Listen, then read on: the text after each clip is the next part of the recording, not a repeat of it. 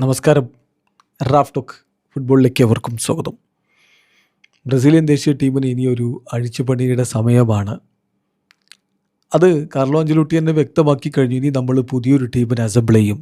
അത് അടുത്ത വേൾഡ് കപ്പിനെ കുറിച്ചല്ല പറയുന്നത്, അടുത്ത ഈവൻറ്റ് കോപ്പ അമേരിക്കയ്ക്ക് തന്നെ പുതിയൊരു ടീമും കൊണ്ട് ഇറങ്ങുമെന്നാണ് അദ്ദേഹം പറയുന്നത്.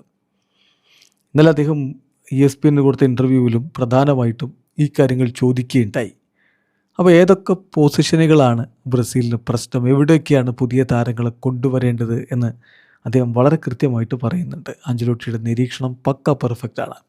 അത് അദ്ദേഹം പറയുന്നു, നമുക്ക് പുതിയ ഗോൾ കീപ്പേഴ്സിനെ കണ്ടെത്തണം. We have to look at new goalkeepers. ഒരുപാട് യങ് ഗോൾ കീപ്പേഴ്സ് ബ്രസീലിയറോ സീരിയയിലൊക്കെ കളിക്കുന്നുണ്ട്.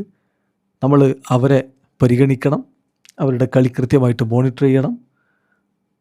ഇപ്പം ശരിയാണ്, ആലിസിൻ്റെയും എഡേഴ്സിൻ്റെയും ഒക്കെ ക്വാളിറ്റിയൊക്കെ വെച്ച് നോക്കുമ്പോൾ നമ്മൾ അവരെ ഇനിയും പരിഗണിക്കേണ്ടിയൊക്കെ വരും. എന്നാൽ പോലും ഐഡിയ വളരെ ക്ലിയറാണ്. പുതിയ ഗോൾ കീപ്പർമാരെ നമ്മൾ പരീക്ഷിച്ചേ പറ്റൂ. അതാണ് ഞാനിപ്പോൾ ലക്ഷ്യം വെക്കുന്ന ഒരു മേഖല എന്ന് വളരെ കൃത്യമായിട്ട് കാർലോ അഞ്ചലോട്ടി പറഞ്ഞു. കൂടാതെ അദ്ദേഹം പറയുന്നു, നോക്കുക, ബ്രസീലിയൻ ഫാൻസ് എപ്പോഴും പറയുന്ന ഒരു കാര്യം തന്നെ അദ്ദേഹവും എടുത്തു പറയുന്നു, we have to look at the progression of the new midfielders. പുതിയ മിഡ്ഫീൽഡേഴ്സിൻ്റെ വളർച്ച നമ്മൾ നോക്കേണ്ടിയിരിക്കുന്നു. നമുക്ക് വളരെ നല്ല രൂപത്തിലുള്ള അറ്റാക്ക് ഉണ്ട്, മുന്നേറ്റ നിരയിൽ മികച്ച താരങ്ങളുണ്ട്, ഡിഫൻസിലും മികച്ച താരങ്ങളുണ്ട്. പക്ഷേ we have to seek high level midfielders. മികച്ച മധ്യനിര താരങ്ങളെ നമ്മൾ കണ്ടെത്തേണ്ടിയിരിക്കുന്നു എന്ന് കൂടി അഞ്ചലോട്ടി പറയുന്നു. അത് തന്നെയാണ് വേണ്ടത്. കുറച്ചു കാലം കൂടി മികച്ച രൂപത്തിൽ പോകാൻ കഴിയുന്ന ഡിഫൻസ് അവർക്കുണ്ട്. ഗബ്രിയേൽ മെഗലസ് തുടരും, അതുപോലെ തന്നെ മാർക്കിന്യോസും കുറച്ച് നാളുകളൊക്കെ ഉണ്ടാവും. ബെറാൽഡോയെ അവർക്ക് ഉപയോഗപ്പെടുത്താം. എത്ര മിലിറ്റാവോ പരിക്ക് മാറി വന്നാൽ അദ്ദേഹത്തെ ഉപയോഗപ്പെടുത്താം. വിങ്ങിലൊക്കെ ആണെങ്കിൽ വെസ്ലി ഫ്രൻസിയും കൈക്കും ഒക്കെ ഉണ്ട്.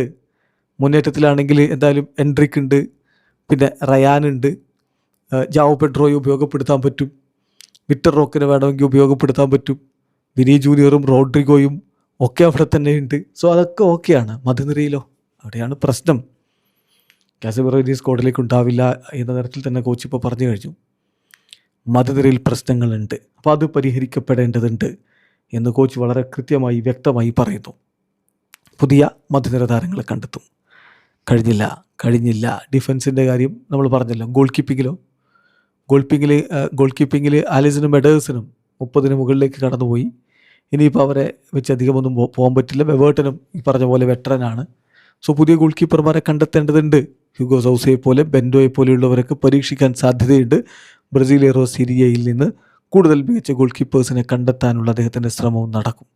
എന്തായാലും അടിമുടി ഉടച്ച് വാർത്തുകൊണ്ടായിരിക്കും ബ്രസീൽ അടുത്ത കോപ്പ അമേരിക്കയ്ക്കൊക്കെ വരിക. വീഡിയോ അവസാനിക്കുന്നു.